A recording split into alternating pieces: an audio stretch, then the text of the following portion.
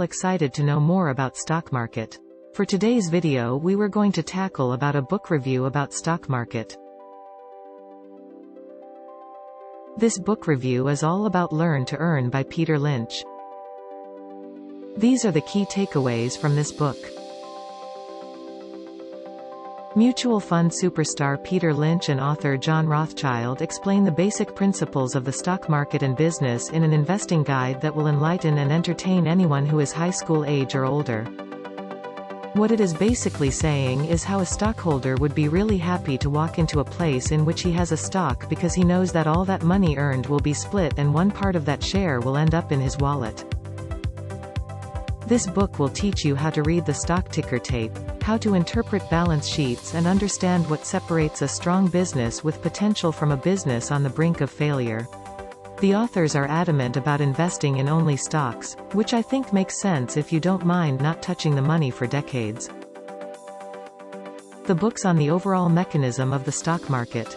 The method of value investing entails the positive trajectory of healthy and undervalued firms even through turmoils. The economic culture is unpredictable, just like weather. Rather than betting on the market, it's better to research the firm, interact and act upon it. For young readers, this book entails histories of stock market, a few exemplary stocks through recessions and best strategies employed along.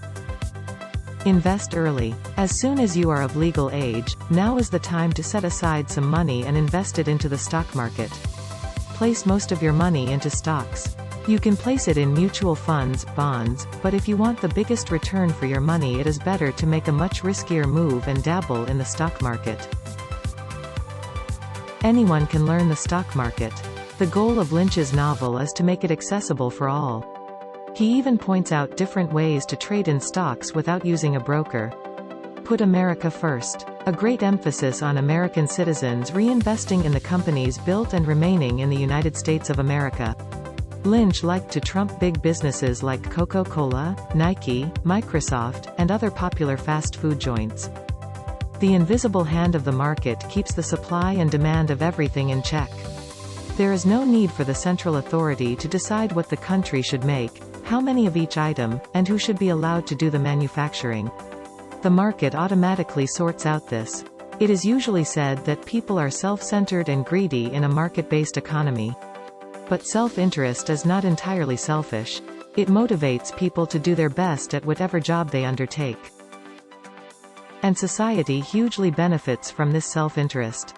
Economic freedom is essential for prosperity and development. Competition is key to capitalism or the free market. As long as somebody else could come along and make a product better and cheaper, a company couldn't do a lousy job and expect to get away with it. Competition ensures companies are on their toes. They are forced to improve their products and keep their prices as low as possible, or they will lose their customers to a rival. Communism broke down as central planners decided almost everything. Socialism has its problems. Free market-oriented countries have better prosperity due to economic freedom and competition. Understanding the market, economy, companies, and products are essential. And if this understanding can be substantially rewarded through stock investment, the pursuit of knowledge and learning is even more joyful and rewarding. Investment is essential. It's important to understand and start saving and investing as early as possible. It's necessary to put your money to work to achieve financial independence, where one is free to go places and do what one wants. Millions of people work in industries where they contact potential investments daily and never take advantage of their front row seats. Doctors know which drug companies make the best drugs but don't always buy the drug stocks. Bankers know which banks are the strongest, have the lowest expenses, and make the most brilliant loans, but they don't necessarily buy the bank stocks. Store managers and the people who run malls have access to the monthly sales figures, so they know which retailers sell the most merchandise. But how many mall managers have enriched themselves by investing in specialty retail stocks?